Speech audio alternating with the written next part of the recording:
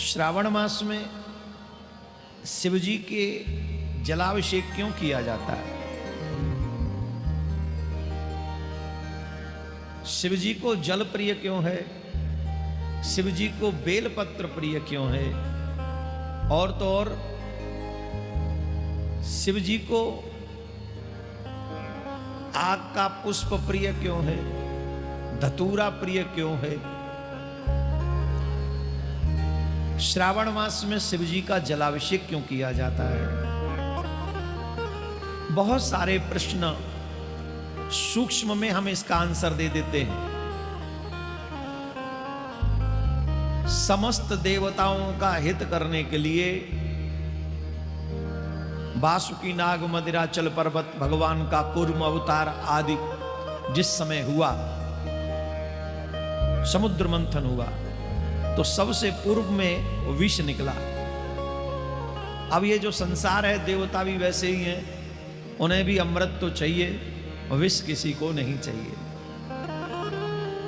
जब किसी ने विष पान नहीं किया और वो विष संसार के लिए कष्ट बन गया, देवताओं ने प्रार्थना की, तो संसार के हित के लिए, देवताओं के कल्याण के लिए भगवान शिव ने उस विष को पान कर लिया, कंठ में स्थापित किया, जिससे उनका नाम नीलकंठ महादेव हुआ। बोले नीलकंठ महादेव की जय। नीलकंठ नाम पड़ा। लेकिन उस विष के प्रभाव से भूत भावन भोलेनाथ के अंग में ऐसे समझो जैसे अग्नि जल रही है। तब सब देवताओं ने श्रावण मास में शिव जी के ऊपर जल से अभिषेक किया, और जब जल से अभिषेक किया तो शिव जी को उससे ठंडक लगने लगी। फिर आयुर्वेदिक के अनुसार भी देखा जाए तो बेलपत्र में औषधीय गुण हैं, उन औषधि को समझ लो, और बेलपत्र में शीतलता होती है उसको समझो, तो उनको भी चढ़ाया गया। ये हलाहल विष पान करने का मतलब था, भगवान ये कहते हैं कि संसार की सारी बुराई को मैं पान कर रहा हूं, बस तुम अच्छाई के साथ आगे बढ़ो और तुम अच्छाई का लाभ लो। जैसे घर का मुखिया, घर में 4 आदमी लड़ने वाले आ जाएं, तो घर का मुखिया क्या कहेगा बच्चों से? तुम घर में रहना, मैं देखता हूं। तो कई लोग अभी भी ये कह रहे हैं, आजकल भी मैंने सुना कि शिव भक्त तो नशेबाज होते हैं, या जो भी बोला उन्होंने। न शिव किसी प्रकार का नशा करते हैं और न शिव भक्त किसी प्रकार का नशा करते हैं। जो भक्त होगा वो नशा करेगा ही नहीं,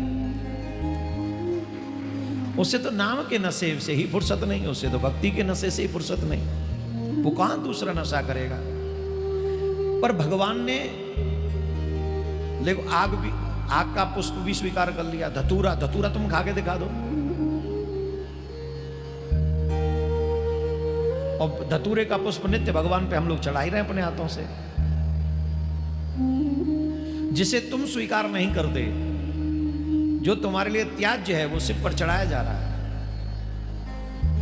धतूरे का पुष्प चढ़ाया जा रहा है, आग का पुष्प चढ़ाया जा रहा है, समी के पत्ते चढ़ाए जा रहे हैं। मानव भगवान एक संदेश देते हैं, शिव जी, जितनी भी संसार की बुरी चीजें हैं उन्हें मुखिया होने के नाते मैं एक्सेप्ट कर रहा हूं, बस तुम अपने अच्छाई के रास्ते पे आगे बढ़ो।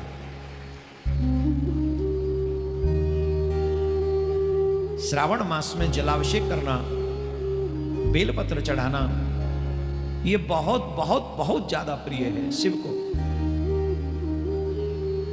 मैं तो आप सबसे जो आस्था पे भी इधर उधर सुन रहे हैं, सुबह आओ और शाम को चले जाओ अपने हाथ। अब ये इसलिए नहीं कह रहे हैं कि यहां लोग कम हैं, ये देखो ना पीछे बैठे हुए लोग कम नहीं हैं, पर जितने लोग आए हैं वही नहीं है। जो भी आसपास हैं, जो आ सकते हैं, 200, 300, 400 किलोमीटर दूर से आप गाड़ी चला के आपको सुबह आना चाहिए और अपने हाथों से पार्थिव शिवलिंग बनाना चाहिए। फिर रुद्राभिषेक करना चाहिए, फिर शाम को कथा सुननी चाहिए, और फिर कथा सुनकर चाहे तो यहीं वास करो या फिर घर चले जाना चाहिए। इतने विद्वान आचार्यों के माध्यम से जब हम अभिषेक करते हैं, पूरे क्रम से करते हैं, इससे शिव को तो संतोष होता ही है, इससे हमारी आत्मा को। आप लोग जब अभिषेक करके जो यहाँ बैठे हैं, सुबह जब अभिषेक होता है, पूर्ण होता है, उस समय आपकी फीलिंग आप बताओ कैसी होती?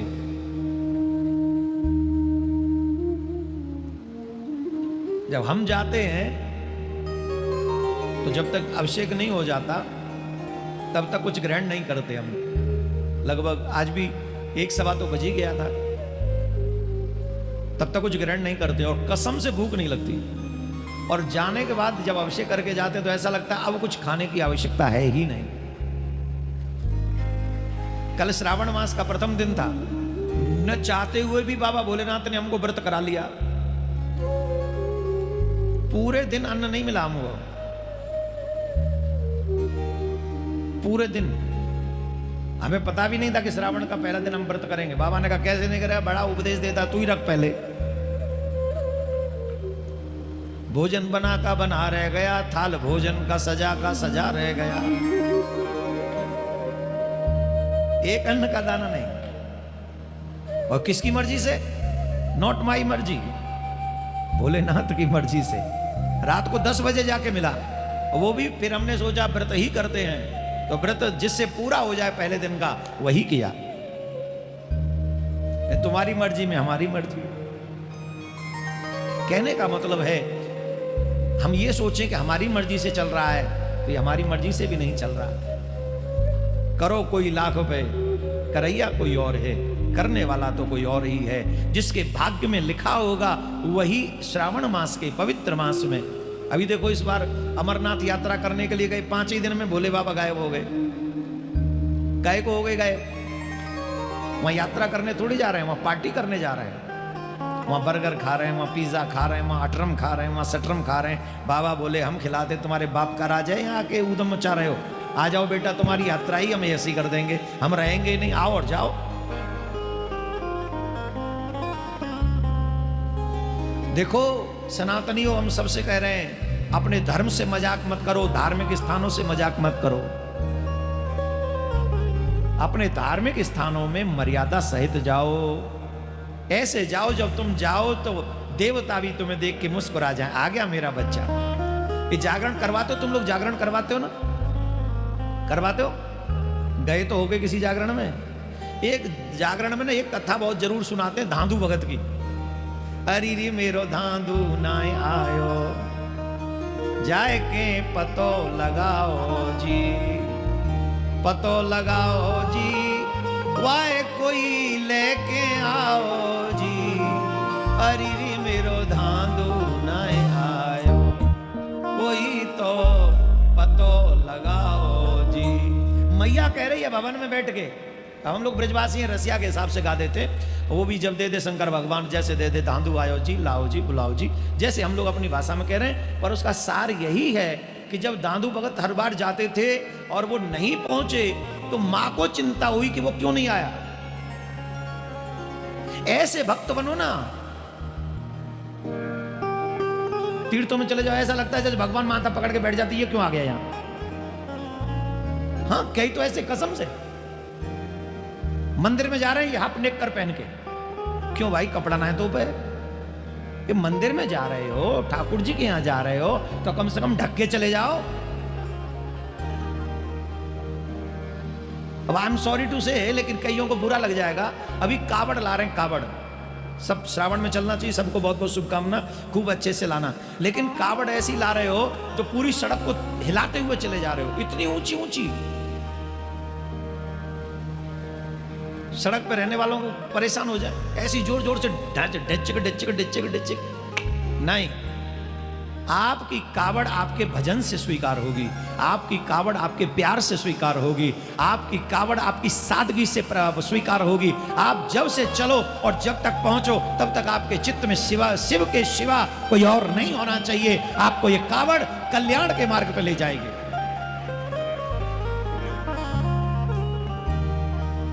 कोई भी अश्लील गाना नहीं बजना चाहिए, वो तुम्हारे डीजे बीजे जो होते हैं उन पे। और जो ऐसा बजा रहे हैं वो शिव का सम्मान नहीं, अपमान कर रहे हैं।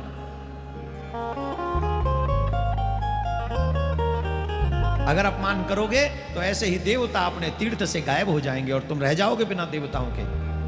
प्रमाण है अमरनाथ की यात्रा भी आप लोगों के आगे।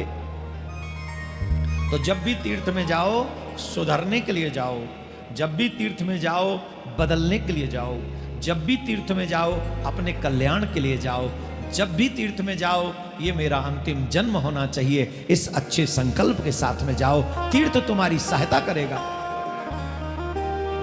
तीर्थ तुम्हारी सहायता करेगा।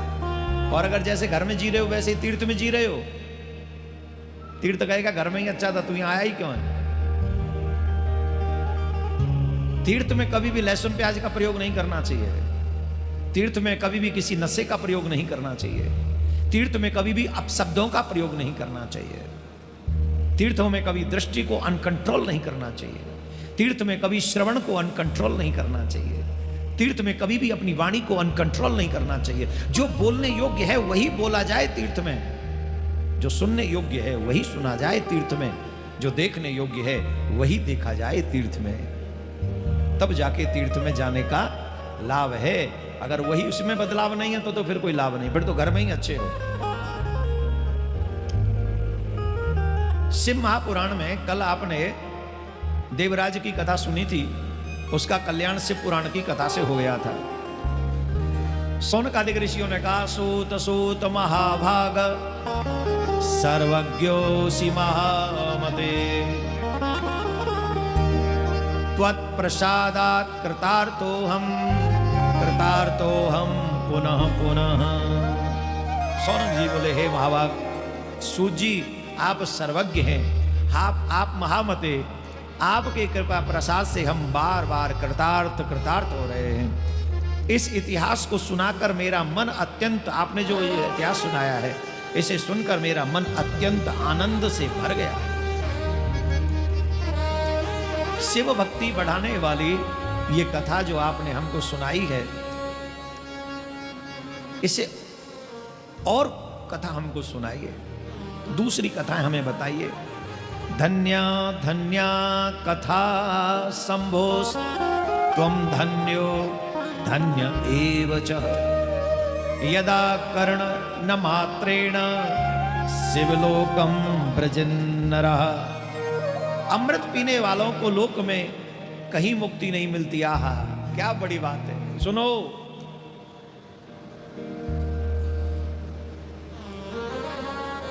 जैसे हीरे को अपनी कीमत नहीं पता होती, कहीं पटक दो वहीं पड़ा रहता है। कोई कम में खरीद ले, कोई ज्यादा में खरीद ले, वो कभी झगड़ा नहीं करता है। कम बुद्धि वाला सुनार कहता है इतने में ले जाओ, तो बोले इतने में चला गया। ज्यादा पारखी व्यक्ति कहता है इतने का नहीं, इसकी कीमत जानते हो, तो फिर उतने में। वो कभी झगड़ा नहीं करता। हीरा को पता ही नहीं उसकी मोल क्या है।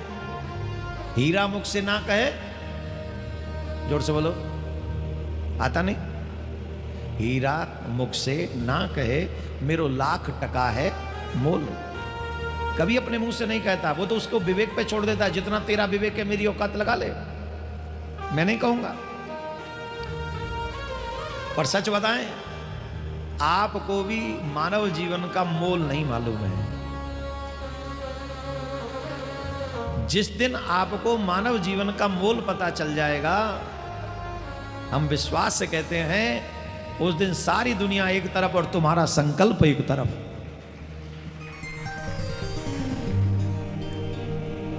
देवता इसलिए अभिमान करते हैं क्योंकि उनको अमृत मिल गया है, पर तुम्हें अभिमान इसलिए करना चाहिए कि तुम्हें कथा अमृत मिल गया। मानव जीवन देवताओं से भी श्रेष्ठ क्यों है? वो अमृत तो प्राप्त कर सकते हैं पर कथा अमृत प्राप्त नहीं कर सकते। वो अमृत पान करके मोक्ष प्राप्त नहीं कर सकते, आप कथा अमृत पान करके मोक्ष प्राप्त कर सकते हैं।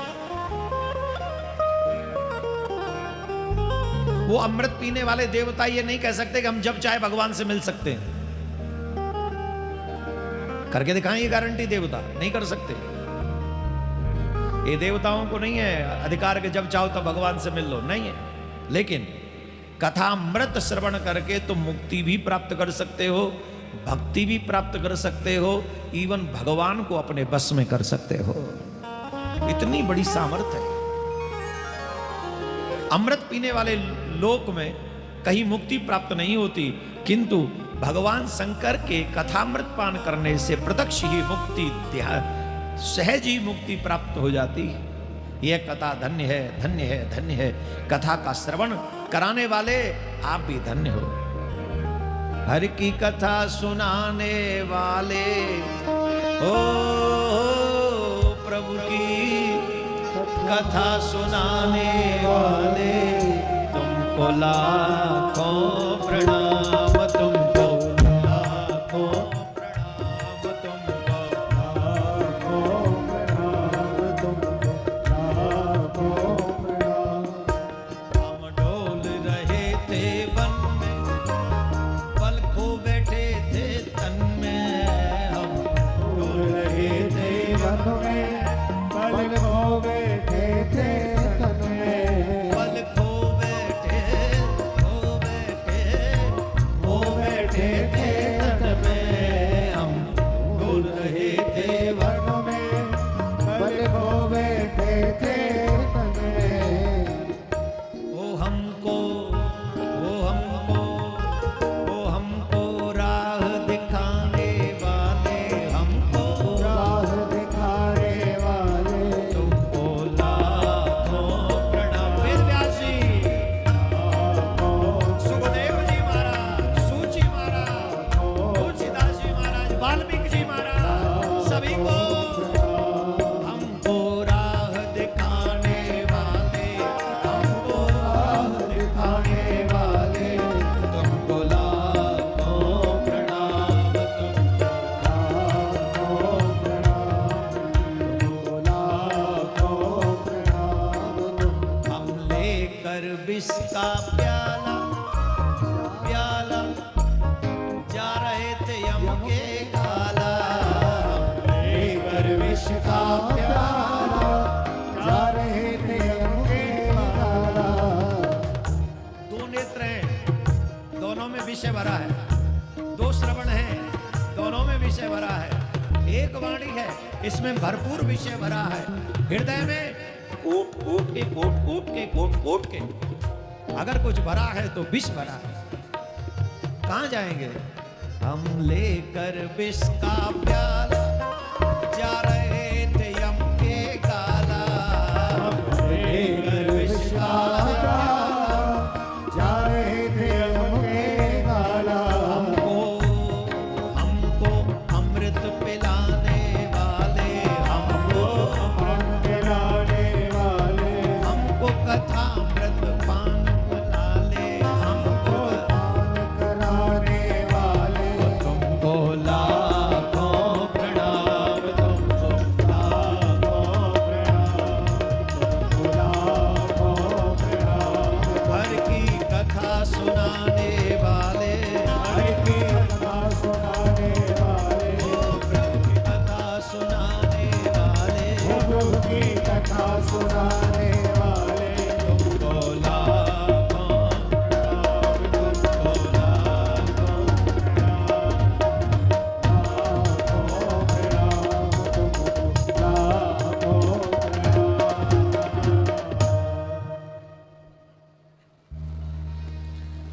सुखदेव जी को लाखों प्रणाम, वेद व्यास जी को लाखों प्रणाम, वाल्मीकि ऋषि को लाखों प्रणाम, जिन तुलसीदास बाबा को लाखों प्रणाम, उन गुरुओं को लाखों प्रणाम जिनकी शरणागत होकर हम लोगों ने अपने भक्ति के पथ को, मानव जीवन को कल्याण के मार्ग पर लेके जा रहे हैं। लाखों लाखों, अरबों अरबों, करोड़ों करोड़ों, अनंत अनंत प्रणाम। देखो ये कलयुग का ही प्रभाव है। पहले कथाकारों को बड़े प्रेम से सम्मान आदर, आजकल लोग कहते पाखंडी ढोंगी, खैर कहते तो उस समय भी थे, कोई नई बात नहीं है। लेकिन नशेड़ी को तो नशेड़ी ही अच्छे लगेंगे, ज्वारी को ज्वारी अच्छे लगेंगे, नारकी लोगों को नारकी लोग अच्छे लगेंगे। तो जो नारकी लोग होते हैं वो धर्म की बुराई करते हैं, और जो सतोगुणी लोग होते हैं वो अधर्म की बुराई करते हैं। यही लड़ाई है, यही संसार है, यही माया है। तो आप भाग्यवान हैं कि आप धर्म के साथ खड़े हैं, और जिन्हें धर्म में भी कमी दिखती है, अच्छा वो लोग बचाते बहुत अच्छा है अपने आप को, हम धर्म की बुराई नहीं कर रहे, हम तो उनकी बुराई कर रहे हैं जो ये कर रहे हैं। तेरे बाप का राज है, वो कौन तुम भाई, हो कौन तुम? ठेका दे रखा है तुमको, धार्मिक तुम बनाओगे, तुम दोगे हमको परमिशन। तुम्हारा बाप तुमसे दुखी है कि तुम अच्छे नहीं बन सके और तुम धर्म की बुराई करते हो, शर्म आनी चाहिए। तुम अगर अच्छा नहीं कर सकते तो कम से कम किसी अच्छा करने वाले को रोकना भी नहीं चाहिए। हिंदुओं को यह समझना चाहिए। खैर हमें तो अब हैबिचुअल हो गए, अब तो लोग कहते रहते हैं। अच्छा, इनकी कमी भी नहीं है, बेचारों को रोटी मिलती है। हमारे भारत में नेगेटिव बोलो ज्यादा देखे जाते हैं, पॉजिटिव बोलो कम देखे जाते हैं। तो रोटी कमाने के चक्कर में कईयों के मन में धर्म के लिए आस्था होती है, धर्माचार्यों के लिए आस्था होती है, पर वो यूट्यूब वगैरह पर रोटी कमाने के चक्कर में बेचारे कुछ भी बोलते हैं। तो हम तो कहेंगे भगवान रोटी भी कमाओ तो ऐसी कमाओ कि लोग तुम्हें गाली न दें। अच्छी रोटी कमाओ, थोड़ा एक कम खा लो, कोई बात नहीं। शास्त्र भी शौनकादिक ऋषि सूत जी महाराज को कह रहे हैं, हम आपको अनंत अनंत प्रणाम करते हैं कि आपने हमें ऐसी कथा सुनाई जिससे हमारा मन शिव में लग गया। और कथा सुनाई। तो इस कथा में आगे प्रसंग में चंचुला का प्रसंग आता है। चंचुला और बिंदुक, ये कथा आज के समय में, वर्तमान समय में उदाहरण के लिए सबसे श्रेष्ठ कथा है। जिस हिसाब से आजकल लोग धर्म को छोड़कर मनमानी कर रहे हैं। जब आप न्यूज सुनते और पता चलता है होटल में रेड मारी, पुलिस गई और वहां इतने बच्चे और बच्चियां पकड़े गए,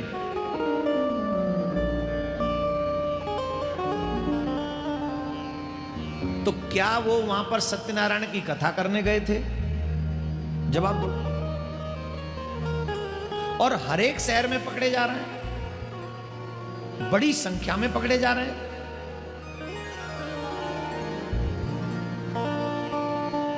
अच्छी खासी संख्या में पकड़े जा रहे हैं और मां बाप को पता ही नहीं है कि बेटा क्या कर रहे हैं, कि बेटी क्या कर रही है। ये प्रभाव किसका है? बताइए, प्रभाव किसका है? ये प्रभाव असंस्कार का है, अधर्मियों का है, मैकाले की एजुकेशन का है। मैकाले जो एजुकेशन देके गया हमको, वो एजुकेशन देखो आप कितनी अच्छी है। कॉन्वेंट स्कूलों में, इंग्लिश मीडियम स्कूलों में वहां की ड्रेसअप एकदम अलग है, वहां का कल्चर एकदम अलग है। और हाई फाई जो सनातनी हैं वो अपने बच्चे बच्चियों को भेजकर खुश हैं वहां। अरे भाई, कभी तो अकेले में बैठ के चिंता करो कि तुम्हारे बच्चे वहां से बन के क्या आ रहे हैं। तुम्हारे अकाउंट से पैसे भी जा रहे हैं, तुम्हारे घर से बच्चे भी जा रहे हैं, पर लौट के क्या आ रहे हैं, कभी चिंतन तो करो। कोई होटल पे पकड़े जा रहे हैं, होटल में पकड़े जा रहे हैं, कोई बीच पे पकड़े जा रहे हैं, कोई टापू में पकड़े जा रहे हैं, ये पढ़ा रहे हैं। ऐसी कथा है इसमें।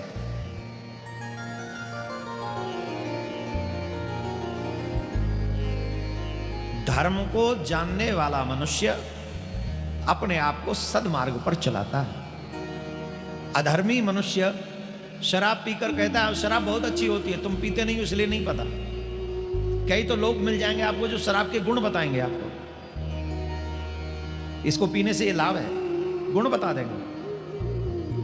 कई लोग जुए का गुण बता देंगे, कई लोग 4-4 शादियों का गुण बता देंगे, एक पलती नहीं 4 के गुण बता देंगे। कहने का अभिप्राय है ये कलयुग का ही प्रभाव है, जहां बुराई को अच्छाई बताकर प्रचारित किया जाता है और जिसका प्रचार ज्यादा होता है, जोर जोर से बोला जाता है, उसी को सच मान लिया जाता है। विवेक तो नष्ट हो चुका है। विवेक का प्रयोग तो हम करते नहीं, और जब तक विवेक का प्रयोग नहीं करेंगे तब तक ये अच्छाई और बुराई, धर्म और अधर्म ये समझ में आएगा नहीं। अब सबकी नजर में धर्मात्मा कौन? जो पैसे वाला है, जो ज्यादा धनवान है, सबको वैसा ही बनना है, चाहे रास्ता कोई भी हो। अरे ऐसे कैसे काम चलेगा? नहीं, ये नहीं ठीक। चंचुला की कथा को हर वो व्यक्ति सुने जो अपने चरित्र का निर्माण नहीं कर रहा है। बिंदु की कथा को वो हर एक व्यक्ति सुने जो अपने चरित्र पर ध्यान नहीं दे रहा है। बिंदुक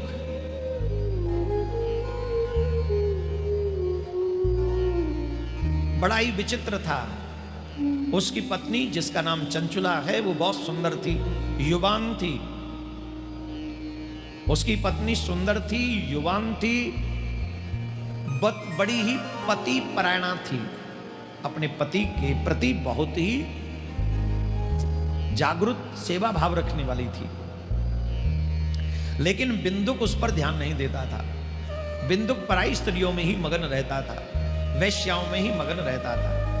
वैश्याओं के पास जाता था, मद्यपान करता था, अपने घर से धन ले जाता था और उनको जाके देता था। ये उसके नित्य क्रिया थी।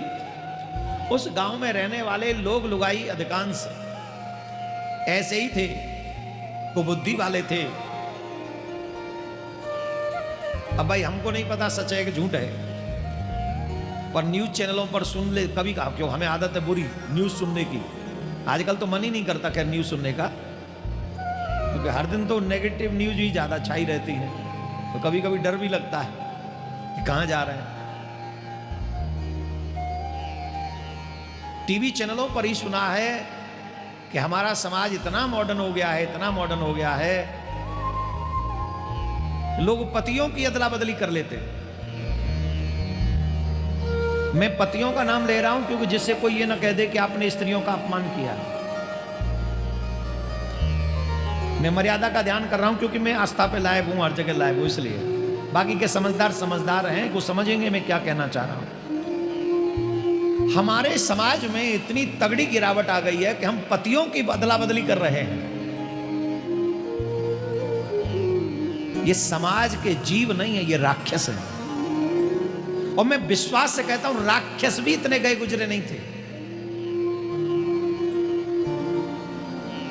जिसको तुम अपनी पत्नी कह रहे हो, उसके बाप ने तुम्हें संकल्प करके अपनी बेटी का दान किया है और तुमने वचन दिया अग्नि को साक्षी करके कि मैं इसके मान सम्मान प्राण इन सब की रक्षा करूंगा। तुम कसम खा के आए हो, तुमने संकल्प लिया है और उसमें इतना घृणित कर्म। अरे राम राम राम राम, तुम्हें कोई माफ नहीं कर, तुम्हें क्षमा नहीं, भगवान तो नहीं करने वाला।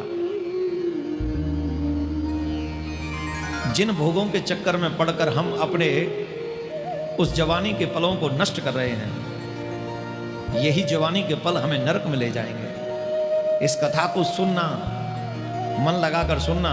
और हमारा तो निवेदन है कि आपको लगता हो कि हमारे परिवार में फलाना ढिमका व्यक्ति ऐसा ही है, उसे जरूर सुनाओ ये कथा। ये कथा अपने आप उसके रोंगटे खड़े कर देगी। बिंदुक ऐसा ही था, चंचुला ऐसी नहीं थी। चंचुला बहुत धार्मिक थी, वो अपने पति में निष्ठा रखती थी। लेकिन समय भी एक समय होता है, वो उस पे समय नहीं दे रहा था। नाना करते चंचुला का मन भी भ्रमित हुआ। बहुत समय तक जब पति ने ध्यान नहीं दिया तो चंचुला भी अन्य पुरुषों के साथ में वार्तालाप करने लगी। मेरे शब्दों की मर्यादा समझिएगा, बस आप लोग खुद समझदार हैं, उसको ध्यान रखिए। वो भी अन्य पुरुषों के साथ में वार्तालाप करने लगी, मिलने लगी छुप छुप के। जब पति बाहर चला जाता तो वो अन्य पुरुषों को बुला लेती। एक दिन बड़ा विचित्र सा प्रसंग हुआ। बिंदुक कहीं गया हुआ था। चंचुला ने पीछे से अपने प्रेमी को बुला लिया।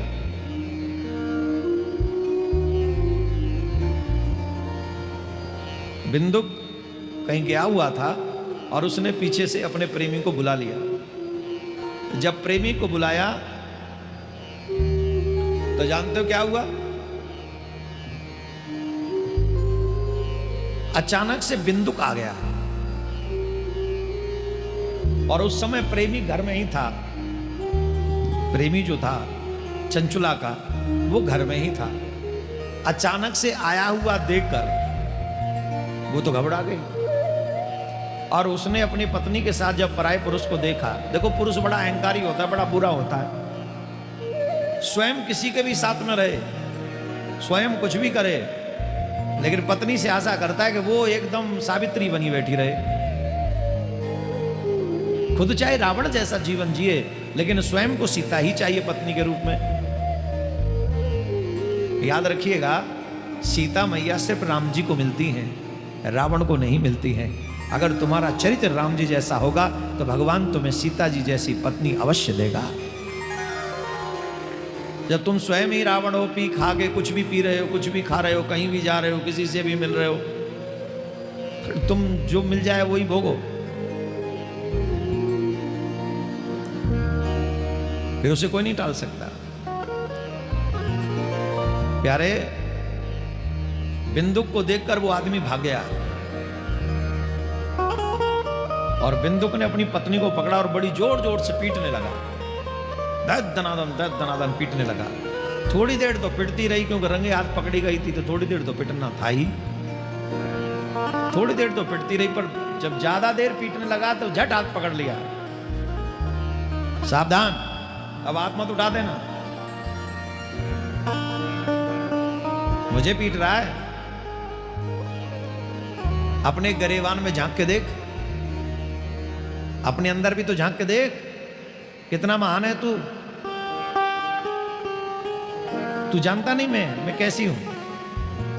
अहम महारूपवती नव यौवन विहुला, कथम सहे काम दुखम तव संगम विनार्तधि। मुझ पति परायणा युवती पत्नी को छोड़कर तू कुबुद्धि बस प्रतिदिन वेश्याओं के साथ में रमण करता है, मुझे छोड़ के चला जाता है।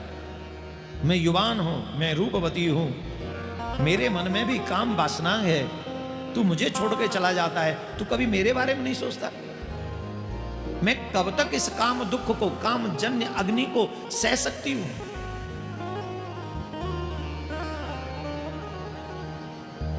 क्यों सहूंगी मैं? मुझ पे हाथ उठाने से पहले अपने आप को देख ले।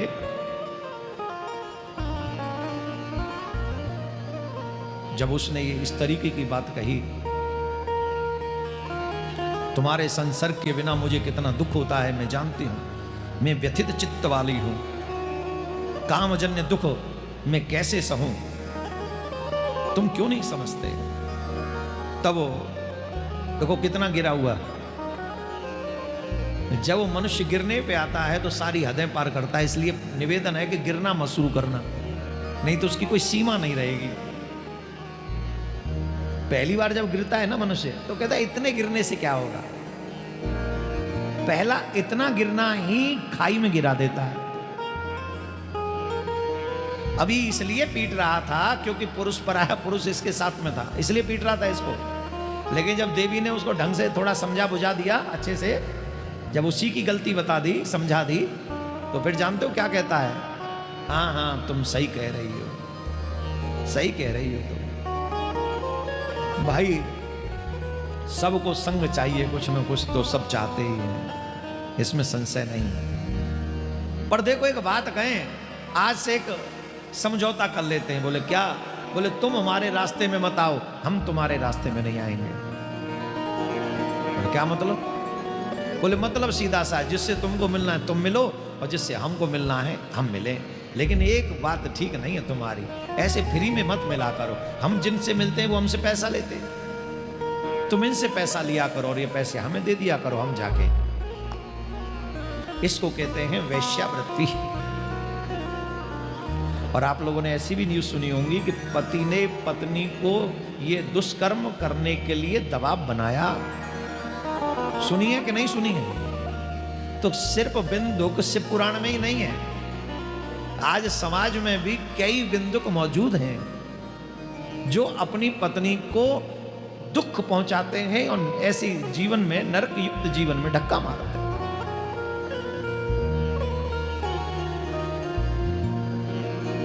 हम फिर निवेदन करेंगे, गिरो पर इतने मत गिर जाना कि वहां से कभी उठ ही ना सको। और गिरना भी तो उतने गिरना कि सबकी नजरों में गिर जाओ, पर भगवान की नजरों में न गिरो। क्योंकि जिस दिन भगवान की नजर में गिर गए, उस दिन कहीं के नहीं बचोगे। नजरों से गिराना ना, चाहे लाख सजा देना, नजरों से जो गिर जाए मुश्किल है संभल पाए। तो इतना कोई काम मत करना जो भगवान की नजरों से हमको गिरा दे। वो इतना निकृष्ट निकला। उसने बिंदुक ने कहा तुम पैसे लेके सबसे मिला करो, और यही समझौता हो गया। दोनों आपस में ये कार्य करने लगे। कुछ दिन बाद, समय तो किसी को छोड़ता नहीं है, सदा न काऊ की रही सदा न सदा बसाए। सदा एक जैसा समय नहीं रहता, हमेशा जवानी सबकी नहीं रहती, हमेशा पद किसी का नहीं रहता, हमेशा बल किसी का नहीं रहता, हमेशा वो ज्ञान सबका एक जैसा नहीं रहता। समय बदलता रहता है। आज उसका समय, कल उसका समय, परसों उसका समय। उस समय ने काल बन के आया और बिंदुक को खा गया। तो अब तक जो थोड़ी बहुत बंदिशें थी वो भी चंचुला के लिए खुल गई। अब चंचुला निष्फिकर होके इधर उधर जाने लगी। ये सब क्रम है। लेकिन जब भगवान को कृपा करनी होती है तो भगवान क्या करते हैं? भगवान उस जीव को सत्संग दे देते हैं। क्या देते हैं? जोर से बोलो। संतन के संग लाग रे तेरे अच्छी बनेगी। संतन के संग लाग रे तेरे अच्छी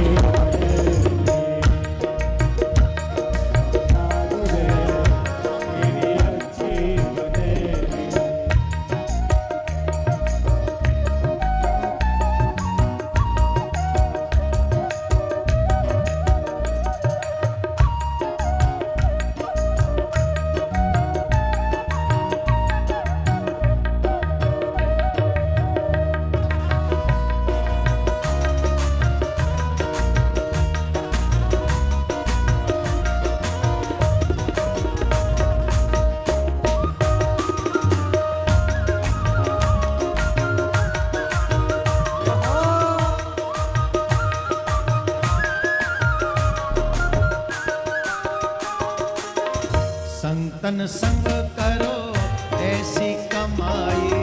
संतन संग करो ऐसी कमाई। संतन के संग करो ऐसी कमाई। संतन संग करो ऐसी कमाई। जन्म जन्म की सुधर जाए भाई।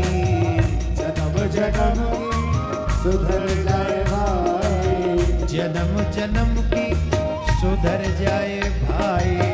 जन्म जन्म सुधर जाए भाई। होए तेरो कल्याण रे तेरी अच्छी बनेगी।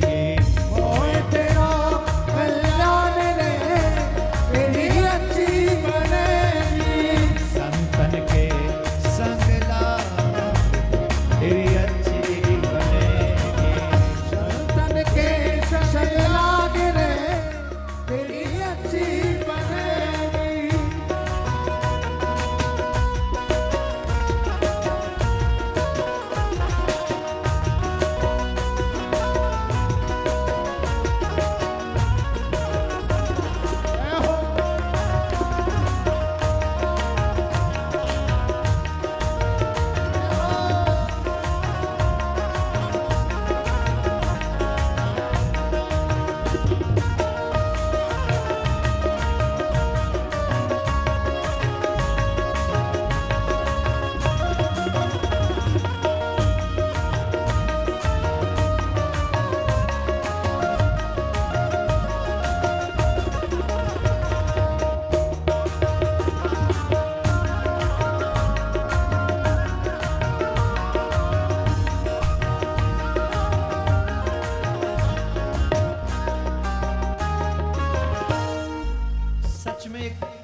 कभी तो सोचो अकेले में बैठ के, तुम आज जितने साल के हो ये उम्र गई किसमें है ज्यादातर?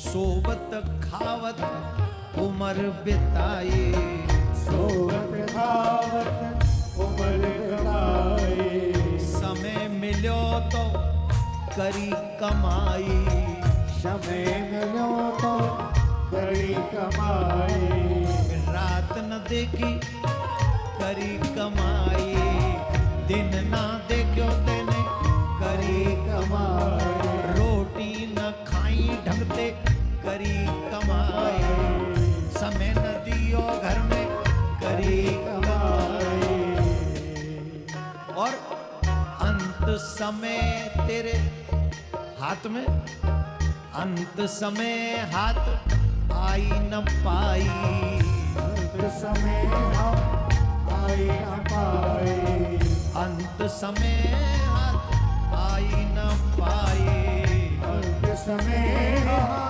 आई न पाए, जाग सके तो जाग रे तेरी अच्छी बनेगी, जाग सके तो जाग रे तेरी अच्छी बनेगी, संतन के संग लाग रे तेरी अच्छी बनेगी, संतन की संग लाग रे तेरी अच्छी बनेगी, तेरी अच्छी बने। वो तेरी अच्छी बने।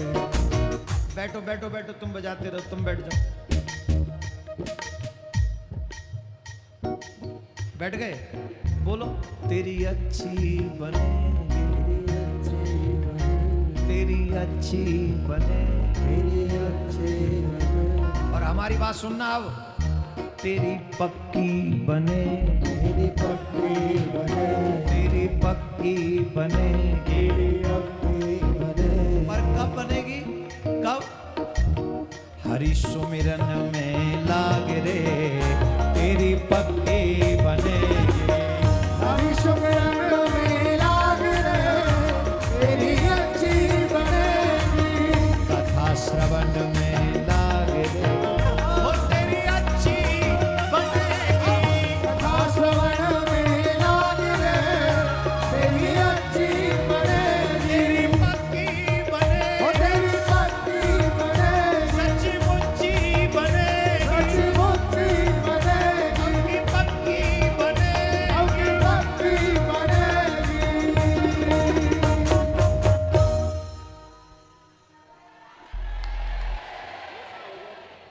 हरि सुमिरन में, हरि सुमिरन में तेरी पक्की, कथा श्रवण में तेरी पक्की बने, ब्रज में रह के भजन कर जाग रे तेरी पक्की बने। देखो भैया, अपने गुरु और गोविंद पर अविश्वास मत करो, अपने ग्रंथ और संत पे अविश्वास मत करो, अपने संत पे, अपने ग्रंथ पे विश्वास करो, अपने गुरु, अपने गोविंद पे विश्वास करो, उनके बताए मार्ग पे चल पड़ो। हम गारंटी से कहते हैं सच्ची बनेगी, मुच्ची बनेगी, पक्की बनेगी।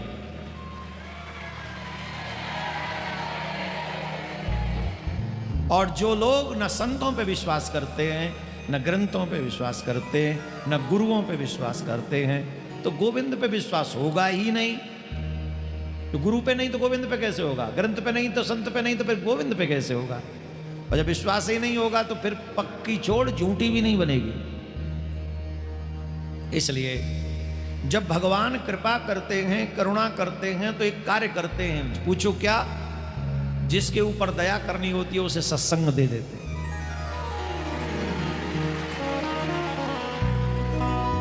गांव में जब कोई तीर्थ समय होता है या कुछ अच्छा समय होता है तो टोला के टोला तीर्थ में जाते हैं, टोला के टोला तीर्थ में जाते हैं, और तीर्थ में जाते हैं और मंदिरों में और यहाँ वहाँ दर्शन करते हैं।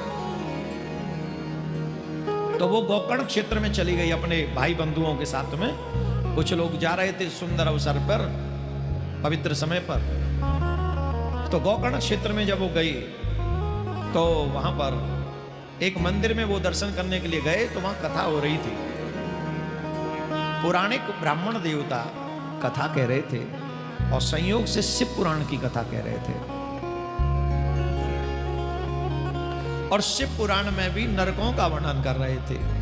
अच्छा, कई बार जब ठाकुर जी कृपा करते एक तो सत्संग मिलता है, फिर कहानी भी वो मिलती है जो हमसे रिलेट करे। अब यहां इतने लोग बैठे हैं, व्यासपीठ तो किसी को टारगेट करके कथा नहीं कह रही, लेकिन हमसे रिलेटेड प्रसंग मिल ही जाता है, क्योंकि अटैक हमारे ऊपर होता है भगवान का, वो हम ही सुधारना चाहता है, इसलिए रिलेशन हमारा ही जुड़ता है उस कथा से, कनेक्शन हमारा ही जुड़ता है। तो चंचुला के ऊपर कृपा करनी थी, इसलिए ये यहाँ आई, कथा हो रही थी, बैठ भी गई, ऐसी बुद्धि हो गई। और कथा में प्रसंग भी ऐसा चला, हे मानवो अपने कर्म को सोच समझ के करो, अपने चरित्र का निर्माण ढंग से करो।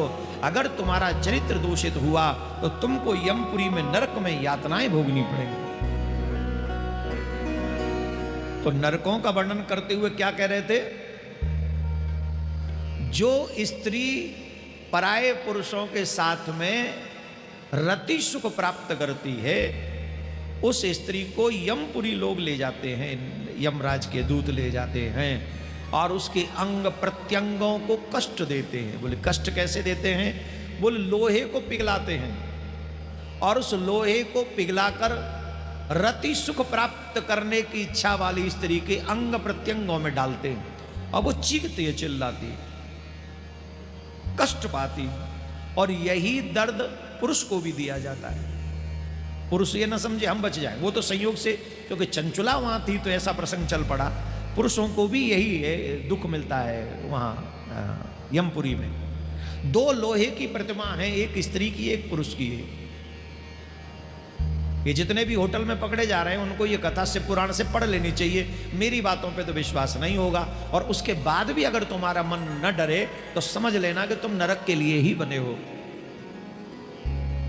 मेरी बात पे विश्वास मत करो, मैं तो तुम्हारा हित चाहता हूं, इसलिए बार बार इस कथा को बोल रहा हूं। मैंने सोचा भी कि इसको निकाल के निकल जाऊं आगे, पर मुझे लगा कि वर्तमान काल में जो स्थिति बनी हुई है, लोग न मर्यादा समझ रहे हैं, न धर्म समझ रहे हैं, न माँ बाप की इज्जत समझ रहे हैं, कुछ भी नहीं, बस एक ही इच्छा समझ रहे हैं, चलो होटल, चलो होटल, चलो होटल। अरे कोई जीवन है?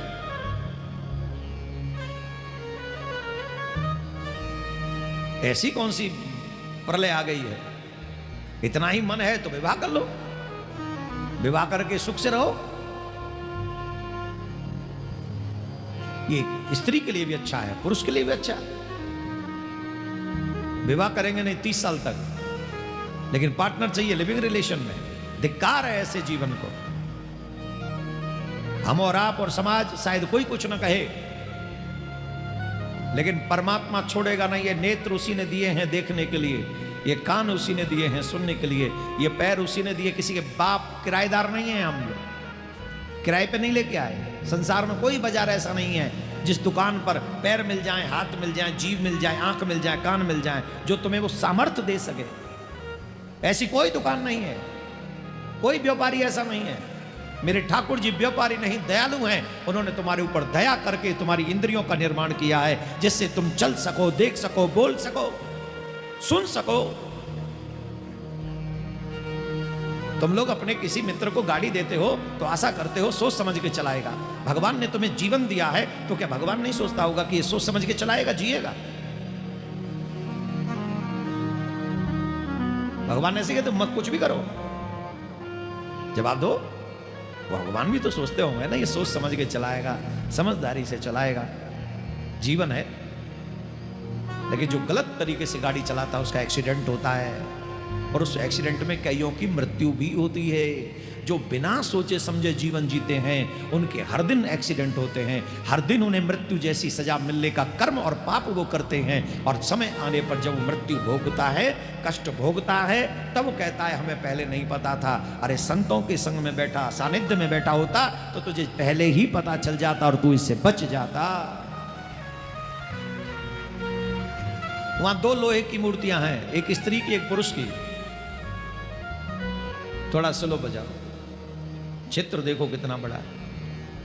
हाँ, 2 हैं मूर्ति लोहे की, और उनमें नीचे आग लगी हुई है।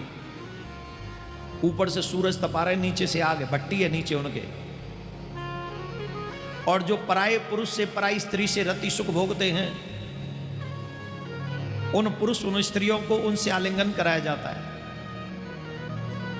माता बहनों को तो इसका अनुभव होगा, तवे पे उंगली टच हो जाए तो कैसा लगता है। गरम है ना तवा, उस पे उंगली छुप जाए तो क्या हो जाता है, छर्र देसीना छाला आ जाता है तुरंत उसी समय। वो तवा नहीं है, वो तपी हुई मूर्तियां जिसमें नीचे प्रज्वलित अग्नि है, एक क्षण में उसको पिघला देती है। वो एक क्षण में थोड़ी देर के सुख के लिए इतना कष्ट पाने की तैयारी कर लेना, ये विवेक नहीं है, ये समझदारी नहीं है, ये असावधानी है। चंचुला ने जब ये सुना तो वो फूट फूट के रोने लगी कि मेरा तो पूरा जीवन ही इसी में गया। हाय विधाता, तूने मेरी ऐसी बुद्धि क्यों कर दी। अब मेरा क्या हाल होगा, क्या होगा जब यमराज के दूत मेरा बाल पकड़ के मुझे खींच के ले जाएंगे, मेरे गले में फंदा डालकर मुझे घसीटते हुए ले जाएंगे, मुझे इस तरीके से दुख देंगे, लोहा पिघला पिघला कर मेरे अंग प्रत्यंगों में डालेंगे, मैं ये कैसे सह पाऊंगी। हाय हाय मेरी बुद्धि भ्रष्ट हो गई थी, हाय हाय मेरी बुद्धि मलिन हो गई थी, हाय हाय मेरी बुद्धि पाप युक्त हो गई थी, मैंने ये क्या कर डाला, मैंने जीवन नष्ट कर दिया। अब मन ही मन में ये चिंतन मनन उसके चल रहा था, पर ये बात करे किससे, कहे किससे, क्योंकि इस संदर्भ की बातों को सबसे तो हम नहीं करते, और पंडित जी से भी वो सबके सामने नहीं कर सकते। तो जब कथा पूरी हो गई, सब लोग सुनने वाले इधर उधर चले गए, तब वह अकेली पंडित जी के पैर पकड़ के रोने लगी, चरण पकड़ के रोने लगे। महाराज, मेरा तो पूरा जीवन ही नरक बन गया है।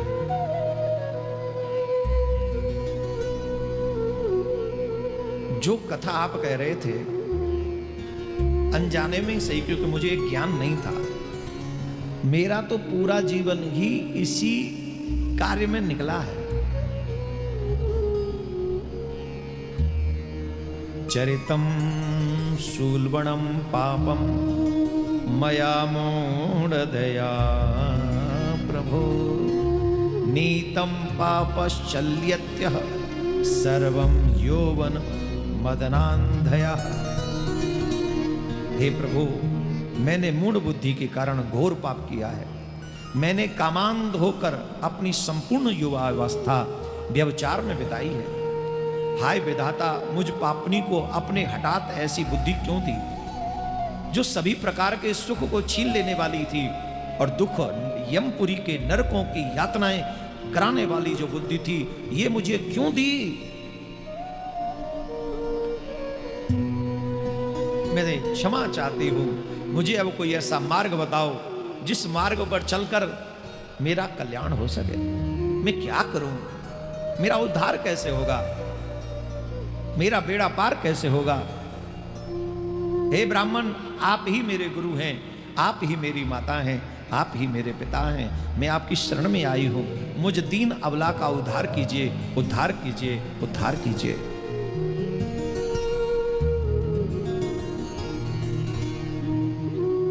ऐसा नहीं है कि पाप नहीं होते, पाप हम सबसे होते हैं संसार में, लेकिन जब समझ हो जाए और उसके बाद भी वो पाप जारी रहे, वो पाप नहीं, महापाप है। सावधानी पूर्वक इस जीवन का सदुपयोग करना, हम बार बार कह रहे हैं, सदुपयोग करना, दुरुपयोग नहीं। दुरुपयोग तुम्हें नहीं करना पड़ेगा, अपने आप होता चला जा रहा है। सदुपयोग करने के लिए प्रयास करने पड़ेंगे, आपको रात दिन प्रयास करने पड़ेंगे। दुरुपयोग के लिए कोई प्रयास नहीं करना है। दुरुपयोग तो घंटी बजा के घर में घुसता है। सदुपयोग के लिए गाड़ी तैयार करवानी पड़ती है, किसी दिन ड्राइवर भी नहीं मिलता है, किसी दिन ड्राइवर नहीं मिलता है, किसी दिन गाड़ी नहीं मिलती है, किसी दिन व्यवस्था नहीं होती है, उसके लिए प्रयास करना पड़ता है। ब्राह्मण देव ने जब वो सुना उस चंचुला के मुख से, सूर्य कहते सौनक, इस प्रकार खेद और वैराग्य से युक्त चंचुला उस ब्राह्मण के चरणों में गिर पड़ी। तब उन बुद्धिमान ब्राह्मण ने कृपा पूर्वक उसे उठाकर इस प्रकार कहा, देवी, किसी भी पाप का प्रायश्चित उस पाप का बोध है। किसी भी पाप का प्रायश्चित उस पाप का बोध है। जब उस पाप को हम समझ लें कि हमने पाप किया है और उस पाप को करने का दुख मन में आ जाए, नेत्रों से अश्रु बह जाए, तो समझ लेना वो पाप अश्रु बनकर हमारे नेत्रों से बाहर चला गया है, प्रायश्चित हो गया उस पाप। आजकल मनुष्य पाप तो जी जान से करते हैं पर उसे स्वीकार नहीं करते, उसे एक्सेप्ट नहीं करते और ना ही उस पर दुख जताते हैं। तुम्हारे बहते हुए ये अश्रु बता रहे हैं कि तुम्हें अपने किए हुए कृत्य का पश्चाताप है, इसलिए अब तुम्हें ज्यादा रोने की आवश्यकता नहीं। अब तुम्हें मुक्त होने का साधन बताता हूं। अगर तुम मुक्त होना चाहती हो तो एक काम करो, सौभाग्यवती भगवान शंकर की कृपा से शिव पुराण की इस वैराग्य युक्त श्रेष्ठ कथा को सुनकर तुम्हारे समय पर, तुम्हें चेत हो गया समय पर, हे ब्राह्मण पत्नी तुम डरो मत, भगवान शिव की शरण में जाओ। शिव की कृपा तुम्हारे सारे पापों को तत्काल नष्ट कर देगी। मैं तुमसे भगवान शिव की कीर्ति कथा, कुछ उस परम वस्तु का वर्णन करूंगा जिससे तुम्हें सदा सुख और उत्तम गति की प्राप्ति होगी। इसलिए तुम्हें भगवान की कथा सुननी चाहिए। पश्चातापम पापकृताम पापानाम निष्कृति परः। शिव की उत्तम कथा सुनने से ही तुम्हारी बुद्धि इस तरह पश्चाताप से युक्त हुई एवं शुद्ध हो गई है। साथ ही तुम्हारे मन में विषय के प्रति जो वैराग्य हुआ है। देखो, हम कथा सुनते हैं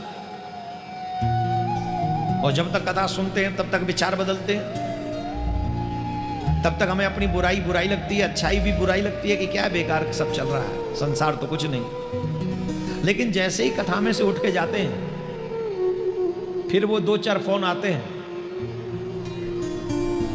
इसका मतलब है हमारा शरीर कथा में बैठा था, हमारी बुद्धि कथा में, चित्त कथा में नहीं था। चंचुला ने जीवन भर पाप किए और एक बार कथा मिली, वो कल्याण के रास्ते पे चली गई।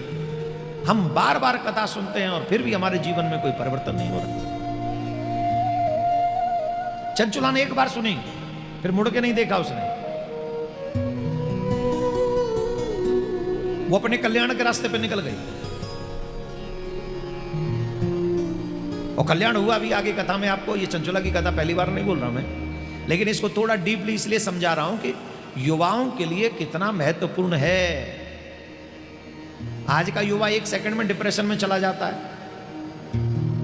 थोड़ा लॉस हो गया, गया डिप्रेशन में।